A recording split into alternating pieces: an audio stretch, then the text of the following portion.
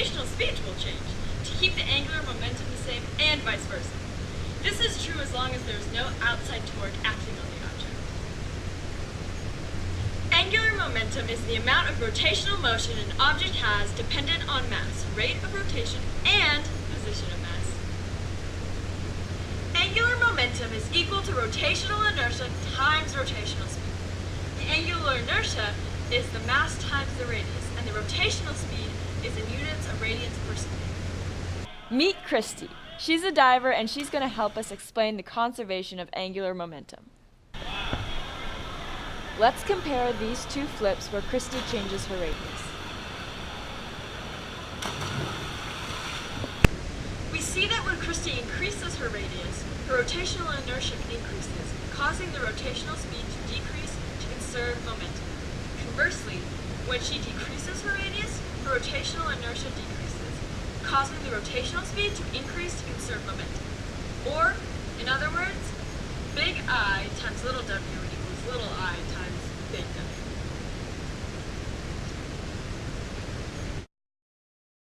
Notice how on the left, Christy has a larger radius and thus spins slower.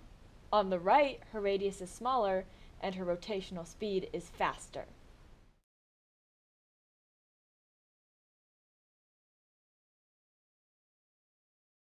We already have our equation for angular momentum.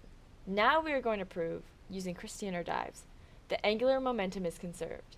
The extended dive has a larger radius and larger time per rotation, while the tuck dive has a smaller radius and smaller time per rotation. Both have about the same angular momentum.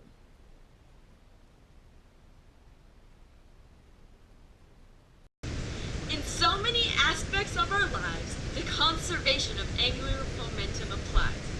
It is perhaps the most important concept of physics to understand. Otherwise, it would be quite bland. The concept it plays in our life in many ways, from ice skating fun to planets orbiting the sun.